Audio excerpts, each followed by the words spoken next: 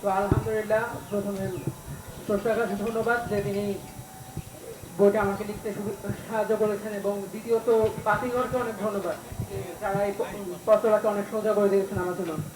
আমি ধন্যবাদ জানাতে আমার বাবাকে, যিনি আসলে ট্রু প্যাট্রিয়ট ছিল এই বইটা পুরোপুরি মরুকুণ্ড লেখালেখি থেকে শুরু করে মরুকুণ্ডচন পর্যন্ত এই পুরো যাত্রাতে আমাকে উনি সাহায্য করেছেন। Thank you. আমি আসলে ভাষা বুঝতে পারছি না কিছু বলার, আমি খুবই এক্সাইটেড। আমি আমার বই নিয়ে কিছু বলতে চাই যে বইটা কি রিলেটেড। বইটা মূলত 1630-1640 খ্রিস্টাব্দের পটভূমিকে কেন্দ্র করে লেখা, যখন সাম্রাজ্যবাদ ছিল এই পৃথিবীতে। এবং এই বইয়ের মূল প্রতিপাদ্য বিষয় হচ্ছে ভ্যাম্পায়ার এবং মানুষের মধ্যে যে বিজস্ক্রিয়া সেটা নিয়ে।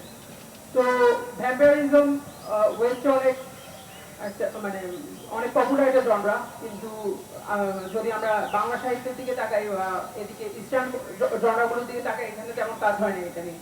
তো আমি চেয়েছি ওয়েস্টার্ন ম্যাটেরিয়ালের সাথে ইস্টার্ন এসেন্সের একটা মিথস্ক্রিয়া ঘটাতে। এখন বাংলাদেশে দেখা যাচ্ছে ইদানিং সময়ে হাই ফ্যান্টাসি মানে বইয়ের চাহিদা অনেক বাড়ছে দিনকে দিন। বিশেষ করে আমরা যারা মাঙ্গা পড়ি, এই জেনারেশনে যারা আছে বা যারা হচ্ছে বিদেশি রাইটারদের হচ্ছে হাই ফ্যান্টাসি বইগুলো পড়ছি।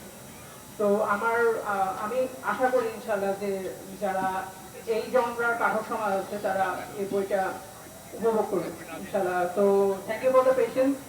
আমি জানি এখন রোজা মাস, তো আসলে পেশেন্স ধরে রাখা একটা কঠিন ব্যাপার। আপনারা দোয়া করবেন আমার জন্য ইনশাল্লাহ। আসসালামু আলাইকুম।